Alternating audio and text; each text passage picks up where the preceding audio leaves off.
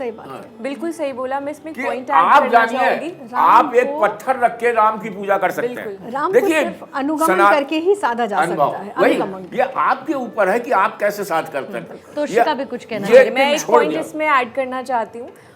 जैसे कि हम बोलते हैं कि मर्यादा पुरुषोत्तम राम, तो आज के कलयुग में हम एक चीज़ बहुत अच्छे से मैं डिफाइन करती हूँ बहुत लोगों को, कि जो राम है वो मर्यादा में रहते कैसे हैं ये दिखाते हैं, ये सिखाते हैं हम सबको कि आज के समाज में भी मर्यादा आपको नहीं छोड़नी चाहिए, आपको अपनी मर्यादा में रहना कैसे है। वहाँ श्री कृष्ण बताते कि मर्यादा में रखते कैसे हैं। तुम जैसा मेरे साथ बिहेव करोगे, तुम जैसा मेरे को ट्रीट करोगे, मैं आपको वैसा ही ट्रीट करूंगा। तो हमें दोनों चीजों का बैलेंस बहुत जरूरी है। और सबसे बढ़िया बात कि आप मर्यादा में रहना शुरू करिए, भगवान राम स्वयं ही आपके अंदर मर्यादा में। पहले तो ये समझना पड़ेगा ना, इसी में एक बात देखिए कि ये समझना पड़ेगा स्वामी जी, राम 12 कला युक्त है, राम 12 कला युक्त हैं और कृष्ण 16 कला युक्त हैं। मैं कौशिका की बात को ही कह रही हूँ कि राम वो हैं स्वामी जी जिनको हम मतलब जिनका अनुगमन करते हैं, जिनके हम पीछे चल सकते हैं, और कृष्ण वो है जिनका हाथ पकड़ के चल सकते हैं। कृष्ण का हाथ पकड़ के चल सकते हैं, तभी तो वो अर्जुन के साथ। इससे अच्छा मौका तो वैसे भी नहीं हो सकता क्योंकि दीपावली का पर्व है। सबों के साथ भी नाच किया, बिल्कुल युद्ध भी किया, सब कुछ किया। मैंने कहा कि क्योंकि दीपावली का पर्व है तो इससे अच्छी चर्चा तो वैसे भी नहीं हो सकती कि राम को कैसे आप आज तो मुबारक दिन है जिसको कहते हैं राम के बिना इस टाइम अयोध्या ऐसी सजी हुई है, देखो लड़ियों से, मणियों से, फुलझड़ियों से सजा राम दरबार, शोभा जब बनी।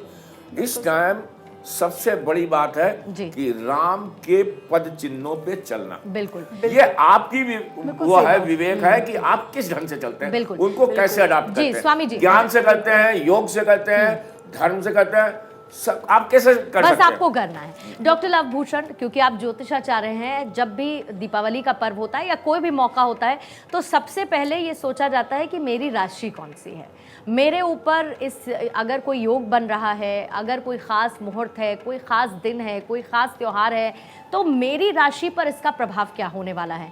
आपसे मैं राशियों के हिसाब से जातकों के लिए कि उनके लिए दीपावली का पर्व कैसा रहने वाला है, उनको क्या करना चाहिए, शुरुआत 5 राशियों के साथ कर लेते हैं।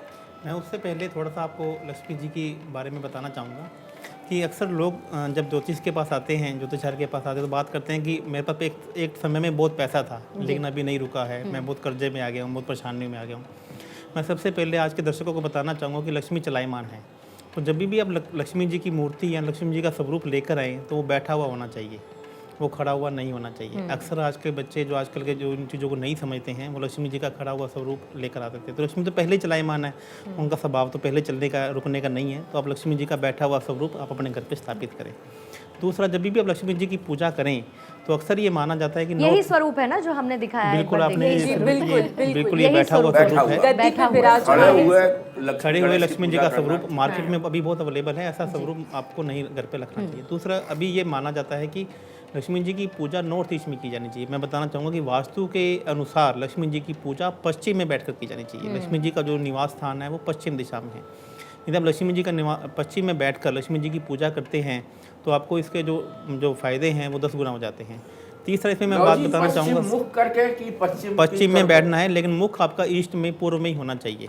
पश्चिम में आपको बैठना ही है, पश्चिम जोन में आपको बैठना है, पश्चिम जोन में बैठना है। तीसरा मैं आपको बताऊंगा पूर्व में होना चाहिए। अब तो तीसरी बात, लक्ष्मी जी आपके पास टिकी कैसे नहीं, लक्ष्मी जी आपके पास बैठी कैसे बड़ी बात है, ये बहुत बड़ी बात है।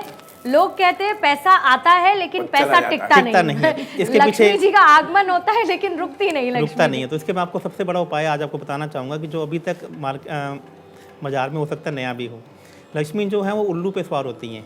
लक्ष्मी जी जो का वाहन है वो आउल है। तो अब जब आप पश्चिम में बैठकर लक्ष्मी जी की पूजा करें तो साथ में एक आउल का स्टैचू भी उनके पास में रखें। अच्छा। और उनकी भी पूजा करें और वेस्ट में उन्हें परंपरागत रूप से स्थापित भी करें।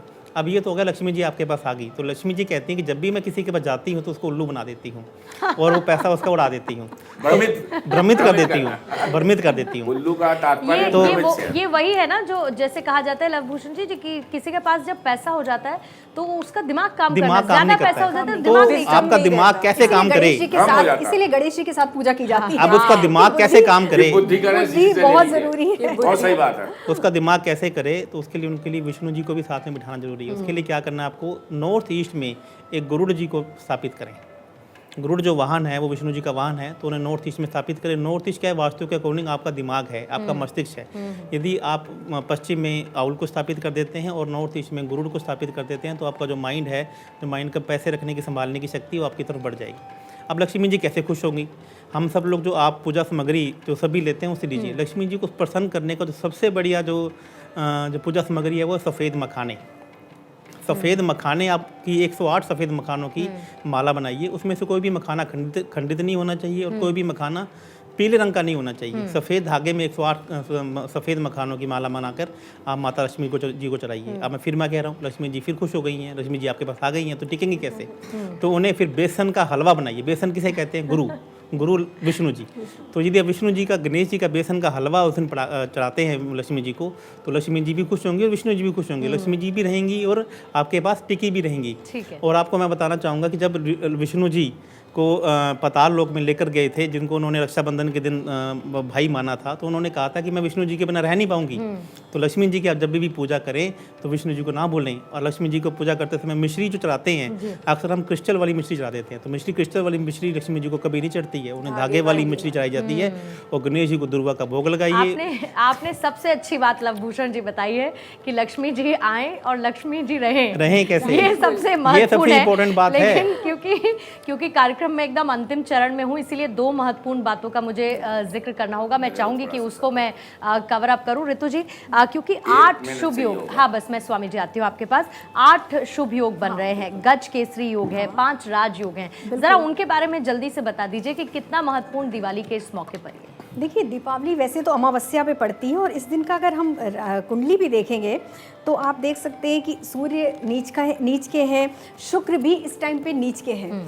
लेकिन ये जो राजयोग बन रहे हैं, इनका सबका अलग अलग पूरा डिस्क्रिप्शन है, तो समय अभाव में इतना नहीं बोला जा सकता है, क्योंकि देखिए शुक्र और चंद्रमा से गज केसरी योग बना हुआ है, सौभाग्य योग बना हुआ है, उभयचरी योग है, काहल है, दुर्धरा योग है, जो कि चंद्रमा के एक साइड, दोनों साइड में कोई ग्रह न होने से बनता है। तो सारे ग्रहों का, राजयोगों का एक अपना अपना एक्सप्लेनेशन है। लेकिन अगर हम इस दिन के ग्रह गोचर पर भी हम ध्यान देना, तो आप देख सकते हैं कि गुरु इस टाइम पे मेष राशि में चल रहे हैं, लगन में मेष राशि है, तो इस टाइम पे लगन भी मेष है। तो इस वक्त एक तो पूजा का बहुत ज़्यादा महत्व हो जाता है। जो हमने समय दिया था, जो मुहूर्त दिया है शाम को 5:39 से और 7:35 का जो समय है, ये समय बहुत अच्छा है, क्योंकि स्वाति नक्षत्र है। और इस वक्त हम जब माता की पूजा करते हैं तो हमें माता का पूरा आशीर्वाद, पूरी कृपा मिलती है।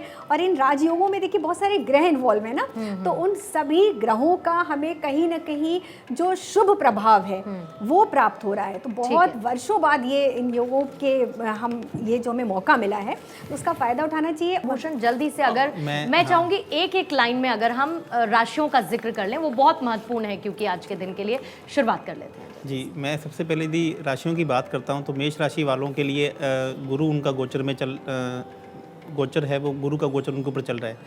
तो उस दिन बेसन के लड्डू माता लक्ष्मी जी को चढ़ाएंगे तो उनके लिए बहुत अच्छा रहेगा। 2 नंबर राशि वालों के लिए बात करता हूं तो लक्ष्मी जी, चांदी जी का कोई भी काम यदि वो करते हैं, या चांदी जी का वर्क, या चांदी जी का जो श्री यंत्र हैं वो चांदी का यदि वो लेकर आते हैं तो उनको ऊपर ऑफर करते हैं माता लक्ष्मी जी को, तो उनके लिए बहुत अच्छा रहेगा। और कन्या वाली राशि वालों को, मिथुन राशि वालों के लिए बोलना चाहूँगा कि इलायची या हरा धनिया यदि आप माता लक्ष्मी जी को ऑफर करते हैं तो आपके लिए बहुत अच्छा रहेगा। और यदि मैं कर्क लगन वालों की बात करूं तो दूध और चावल यदि आप माता लक्ष्मी जी को चढ़ाएं तो आपके लिए बहुत अच्छा रहेगा। अब मैं राशियों के अलावा मैं एक बात आपको और कहना चाहूँगा कि यदि आप माता लक्ष्मी जी की अर्चना कर रहे हैं और आप चाहते हैं कि आपके पास ढेर सारा पैसा हो, तो आपको नए नोटों की गड्डियों की भी पूजा करनी चाहिए। आप 50, 100, 200, 500 रुपए की गड्डी की, मैग्नेट पावर है ना। हाँ, तो मेरा जो काम है वो वैसे ही मैं पैसों के मल्टीप्लाई पे काम करता हूँ। बहुत महत्वपूर्ण तो यदि आप मेरे को वैसे भी प्रोफाइल देखेंगे तो मैं पैसे के मल्टीप्लाई पे ही काम करता हूँ। तो आप लक्ष्मी जी नए नोटों की गड्डियाँ रखें। दूसरा देखो, गणेश जी को एक दंत कहा जाता है, क्योंकि एक दंत इसलिए कहा जाता है, जब वो महाभारत लिख रहे थे तो वेद व्यास जी ने कहा था कि आपको कहीं पे भी बीच में रुकना नहीं है। तो उनकी कलम टूट गई थी, तब उन्होंने अपने दांत से तोड़ के वो कलम बनाई थी।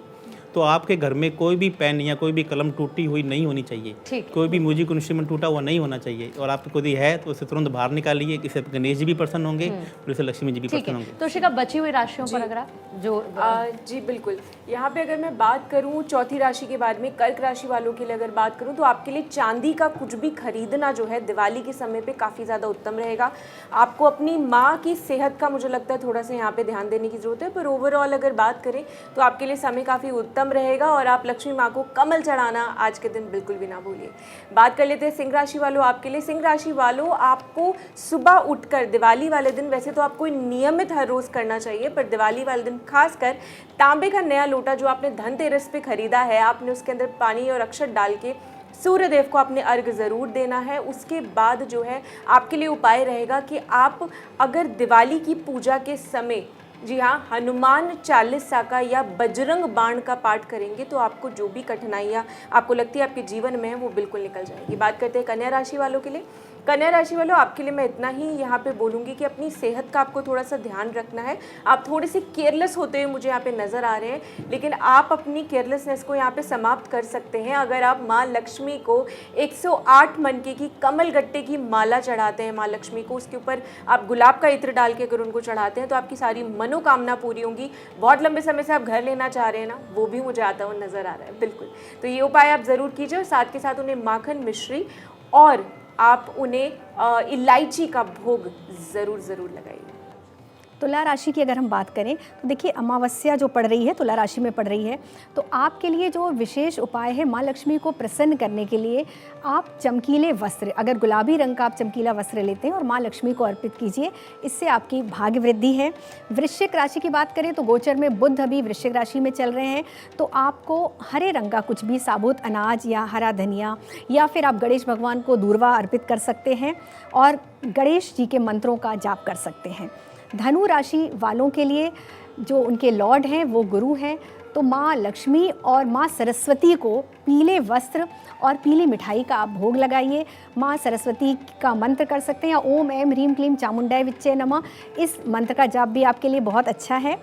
मकर राशि वालों के लिए खास बात है, क्योंकि एक तो उन पर देखिए 7.5 भी चल रही है, और मकर राशि के लिए अमावस्या का दिन बहुत अच्छा नहीं होता है, तो थोड़ा ध्यान रखना है इनको, अपनी सेहत का ध्यान रखना है, और माँ लक्ष्मी को इनको कमल गट्टे की माला अर्पित करनी है, साथ ही साथ 5 गोमती चक्र अर्पण करना है। कुंभ राशि उनकी भी 7.5 है, तो वो भी प्रसन्न, माँ लक्ष्मी को प्रसन्न करने के लिए यहाँ पर उनको थोड़ा एक पान का बीड़ा चढ़ाइए, उसमें एक सुपारी रख के, एक पान का बीड़ा, सुपारी और इलायची, वो माँ लक्ष्मी को आज अर्पित कीजिए, उससे उनका भाग्य प्रबल होगा। अंतिम राशि है मीन। मीन राशि के जातकों को सफ़ेद कौड़ी और शंख अवश्य खरीदना चाहिए और माँ लक्ष्मी को अर्पित करना चाहिए। सभी राशि वालों के लिए अगर एक छोटा सा मंत्र है, सर्वा बाधा प्रशमनन त्रैलोक्य साखलेश्वरी एव में त्वया कार्यम अस्मद बैरी विनाशनम, इस मंत्र का जाप कीजिए। भगवान गणेश सारी बाधाओं का नाश करेंगे। माँ सरस्वती आपको धन धान्य सुख संपन्नता और सौभाग्य सौंदर्य का वरदान देंगी, और माँ सरस्वती आपको ज्ञान का प्रकाश देंगी। आपके लिए दिवाली बहुत बहुत शुभ हो। और जातकों के लिए बहुत महत्वपूर्ण है कि उनके लिए राशियां उन पर किस तरीके का प्रभाव उस गृह नक्षत्र में उस योग में किस तरीके से डालने वाली हैं, उनके लिए बहुत महत्वपूर्ण हो जाता है। लेकिन आप सभी मेहमानों का मैं शुक्रिया करती हूं और दीपावली की एक बार फिर से आप सभी को ढेरों शुभकामनाएं देती हूं। न सिर्फ मेहमानों को बल्कि हमारे तमाम दर्शकों को भी दीपावली की बहुत सारी शुभकामनाएं। हर्ष उल्लास खुशी के साथ माँ लक्ष्मी का आगमन करें, दीपावली का त्यौहार मनाएं, लेकिन अपनी हेल्थ के साथ कोई कॉम्प्रोमाइज न करें, इस बात का खास ख्याल रखें। बहुत बहुत शुक्रिया आप सभी का हमारे साथ जुड़ने के लिए।